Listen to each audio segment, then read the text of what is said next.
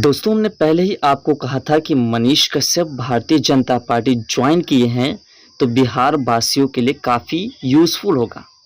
जो लोग कह रहे थे कि मनीष कश्यप पश्चिमी चंपारण से चुनाव लड़ने से इनकार गए, मनीष कश्यप पलटी मार गए, तो मनीष कश्यप नीतीश कुमार से भी बड़ा पलटूमार है। मनीष कश्यप के ऊपर तरह तरह के इल्ज़ाम लगते रहे, लेकिन मनीष कश्यप ने उन सभी इल्ज़ामों को खारिज करते हुए आगे बढ़ने का काम किया और उसके बाद मनीष कश्यप ने भारतीय जनता पार्टी ज्वाइन कर ली। मनीष कश्यप ने भारतीय जनता पार्टी ज्वाइन करने के बाद भारतीय जनता पार्टी को दिखाया कि आखिर मनीष कश्यप क्या चीज़ है। उसने दिखाया कि किस प्रकार से लोकसभा चुनाव में भारतीय जनता पार्टी को किस प्रकार से कितनी सीटों पर जीत दिलाने में सहयोग करते हैं। मनीष कश्यप ने स्टार प्रचारक बनकर के भारतीय जनता पार्टी के तमाम एमपी के लिए प्रचार प्रसार किए, जिसमें दिल्ली के लोकसभा 7 सीटें हैं, लगभग सभी सीटों पर उसने प्रचार प्रसार किए और सभी पर रिजल्ट बेटर से बेटर रहा। अगले साल राज्य में विधानसभा चुनाव होने हैं। इससे पहले नीतीश कुमार ने सबसे बड़ा दांव चल दिया है और आपको बता दें कि मनीष कश्यप ने कहा था कि हम जो है भारतीय जनता पार्टी ज्वाइन कर रहे हैं तो बिहार के अंदर कम से कम 10 लाख लोगों को रोजगार 2025 विधानसभा चुनाव तक जरूर देंगे। और इस पर पूरी तरह से सम्राट चौधरी से भी मनीष कश्यप ने बात की और सम्राट चौधरी जी को उन्होंने पूरा गणित समझाया कि अगर हमें 2025 विधानसभा चुनाव बिहार का जीतना है तो इसके लिए हमें बिहार के अंदर सिर्फ रोजगार, जैसा कि विपक्षी पार्टी ने खटाखट 1,85,100 का जो नीति निकाला था, जो गारंटी पेपर निकाला था, उस गारंटी पेपर को हम खटाखट नौकरी में कन्वर्ट करेंगे, रोजगार में कन्वर्ट करेंगे और पहले हम देंगे, उसके बाद जो लोगों को दिलासा दिलाएंगे, उसके बाद हमारी जो है सारी की सारी लक्ष्य पूरा हो जाएगी। इसी बात को लेकर के सम्राट चौधरी जी ने नीतीश कुमार जी से बात की है। अब नीतीश कुमार जी ने पूरी तरह से प्लानिंग सेट कर ली है। बिहार के मुख्यमंत्री नीतीश कुमार ने रोजगार को लेकर के बड़ा ऐलान किया है। उन्होंने कहा है कि वर्ष 2024-25 तक 12 लाख से अधिक लोगों को सरकारी नौकरी दी जाएगी। वही एक वर्ष के भीतर 11 लाख से अधिक लोगों को सरकारी नौकरी दी जाएगी। 7 निश्चयी 2 के अंतर्गत जो है 5.18 लाख नियुक्तियां हो चुकी है। इसके अतिरिक्त 1.99 लाख नियुक्ति पत्र वितरण के लिए तैयार हैं। इसके साथ ही 5.17 लाख नियुक्तियों के विरुद्ध नियुक्ति प्रतिक्रियाधीन है। मुख्यमंत्री ने 7 निश्चयी 2 के अंतर्गत 10 लाख सरकारी नौकरी देने का जो लक्ष्य निर्धारित किया था उसे पार करते हुए 2024 से 25 तक 12 लाख से अधिक लोगों को सरकारी नौकरी दी जाएगी। कुल मिलाकर के मनीष कश्यप ने सम्राट चौधरी जी से बात की कि आज जो है वर्तमान में आप और हमारे बिहार के मुख्यमंत्री से नीतीश कुमार जी 2 ही लोगों के ही कार्य से सारा का सारा गणित से तोड़ सकता है। और सबसे बड़ी बात कि जब बिहार के अंदर लगभग शिक्षक वैकेंसी जो निकाली गई थी, जिसमें लगभग 4 लाख लोगों के आसपास जो है नौकरी दी गई थी, तो आपने देखा कि नीतीश कुमार जी के द्वारा उस नौकरी को दी गई, लेकिन इसमें आरजेडी के नेता तेजस्वी यादव ने अपना दांव पेच खेलना शुरू कर दिया। तो उसी प्रकार से अगर हम बिहार के अंदर विधानसभा चुनाव में नीतीश कुमार जी को दबाव डालते हैं, नीतीश कुमार जी को जबरदस्ती नौकरी दिलवाते हैं, तो जो 2025 विधानसभा चुनाव होगा उसमें हमारी पार्टी यानी कि भारतीय जनता पार्टी को बेहतरीन से बेहतरीन वोट मिलेंगे और बेहतरीन से बेहतरीन वोट मिलेंगे तो फिर हमारी सरकार बनेगी।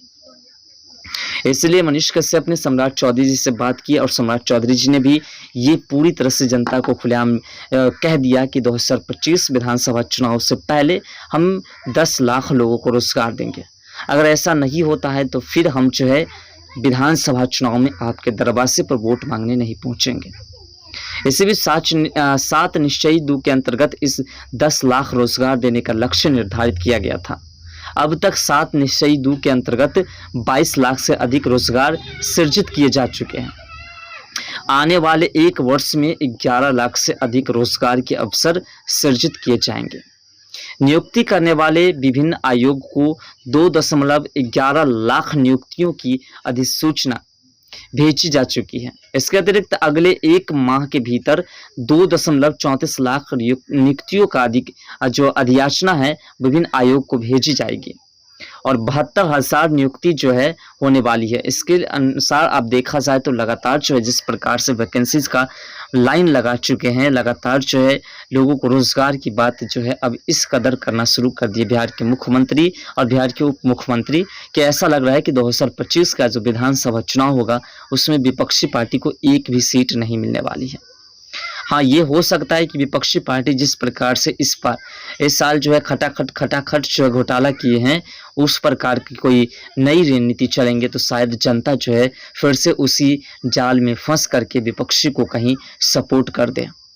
आप भली भांति जानते हैं कि 2024 का जो लोकसभा चुनाव हुआ है, इस लोकसभा चुनाव में कहीं ना कहीं विपक्षी पार्टी को जो मजबूती मिली है, उस मजबूती की मेन वजह है कि विपक्षी पार्टी ने जनता को लालच दिया कि जैसे ही हम जीतेंगे वैसे ही आपके अकाउंट्स में 8500 रुपये महीने और 1 लाख रुपए सालाना जाएंगे। इस लालच में जनता ने तुरंत वोट देना शुरू कर दिया और उसका परिणाम आज जनता जो है पूरी तरह से देख रहे हैं। लेकिन जो वादे किए कांग्रेस ने, उस वादे को लेकर के विपक्षी पार्टी को अच्छी खासी वोट मिली, अच्छी खासी सीटें मिली और अच्छी खासी पकड़ मजबूत बनी और इसलिए उसने इस तरह से 200 पार करने का जो टारगेट है वो भी पूरा कर पाया। वरना 100 के अंदर में तमाम जितने भी विपक्षी इंडी अलायंस के घटक दल हैं वो सभी के सभी सिमट जाते हैं। कांग्रेस पार्टी अगर 99 सीट पर पहुंची है तो इसमें सिर्फ कांग्रेस पार्टी की वही गारंटी पेपर है, लोगों को लालच देने वाली है। और जनता भी आज के समय बेवकूफ़ है जो उस लालच में जाकर के फंस जाते हैं और उसके बाद जब उसके दरवाजे पर पहुंचते हैं, उस जो लालच दी हुई थी है उसको मांगने के लिए तो फिर उसे लात मार करके भगा दी जाती है। आप भी भली भांति जानते हैं कि जो गारंटी दी गई थी उस गारंटी में ये नहीं कहा गया था कि हमारी सरकार बनेगी तभी हम आपको 8500 रुपये या 1 लाख रुपए देने का काम करेंगे, बल्कि उसने कहा था कि बस आप वोट दो और आपके अकाउंट्स में खटाखट पहुंचना शुरू हो जाएगा। ये नहीं कहा गया था कि कांग्रेस अगर सत्ता में आती है, सरकार बनाती है तो फिर जो आपसे हम वादा कर रहे हैं उस वादा को पूरा किया जाएगा। तो इसीलिए जनता को बेवकूफ़ बनाए गए और जनता भी उस वक्त इस बात पर गौर नहीं किए कि आखिर इसकी सरकार बनेगी या नहीं बनेगी। अब आपको बता दें कि अगले 3 माह के भीतर लगभग 2 लाख लोगों को नियुक्ति पत्र जो है नीतीश कुमार जी द्वारा दी जा चुकी है। ऐसे में बिहार के विकास में जो है बेहतरीन से बेहतरीन तरीके से नीतीश कुमार जी, सम्राट चौधरी जी और ऐसे कई नेता है जो कर रहे हैं। मनीष कश्यप जब पश्चिमी चंपारण से चुनाव लड़ने के लिए मैदान में उतरे थे तो उसने कहा था कि हम 1 लाख लोगों को रोजगार देंगे। उसके बाद मनीष कश्यप जब भारतीय जनता पार्टी ज्वाइन कर लिए तो जनता का एक ही मन हुआ कि जब 1 लाख लोगों को रोजगार देने की बात कही गई थी तो फिर मुकर कैसे गए। तो मनीष कश्यप जब भारतीय जनता पार्टी ज्वाइन कर लिए तो उसने कहा कि हम सिर्फ पश्चिमी चंपारण के 1 लाख लोगों को रोजगार नहीं बल्कि पूरे बिहार की पलायन को रोकने के लिए कुछ नया तरीका अपनाएंगे। और इसी को लेकर के जो इस तरह का खेल खेला जा रहा है, अब इस तरह की लगातार जो वैकेंसीज निकाली जा रही है। विधानसभा सत्र में शख्स कानून लाएगी सरकार, इसकी भी आलोचना की जा रही है, इसकी भी चर्चाएं जोरों शोर से हो रही है। प्रश्न पत्र लीक नहीं हो इसके लेकर के सरकार जल्द ही एक सख्त कानून लाएगी। मुख्यमंत्री नीतीश कुमार ने सोमवार को निर्देश दिया कि इससे संबंधित जो प्रस्ताव आगामी विधानसभा सत्र में ही लाया गया जाए। नियुक्ति को आयोजित होने वाली परीक्षाओं में पूर्ण पारदर्शिता बनी रहे, परीक्षा में किसी प्रकार की अनियमितता और प्रश्न पत्र लीक न हो।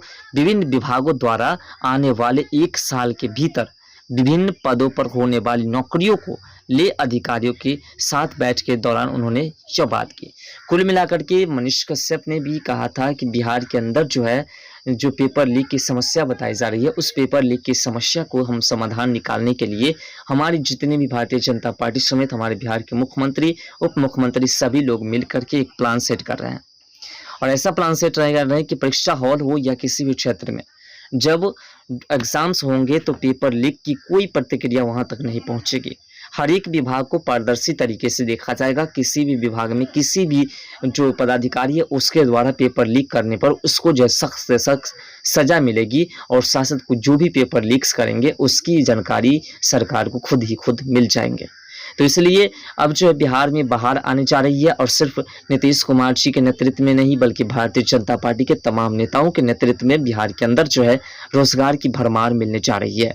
लगभग 2025 विधानसभा चुनाव से पहले लगभग 12 लाख से अधिक लोगों को रोजगार मिल जाएगी। साथ साथ बिहार में जो है कई कंपनीज, फैक्ट्रीज वगैरह भी बैठने जा रही है। ऐसे में बिहार में जो है 3-4 ऐसे नेता हैं जो बिहार को बदलने की कोशिश में लग चुके हैं। आपके हिसाब से क्या लग रहा है कि 2025 विधानसभा चुनाव तक बिहार के पलायन को कितना प्रतिशत तक रोका जा सकता है? अपना राय कमेंट सेक्शन में जरूर दीजिएगा।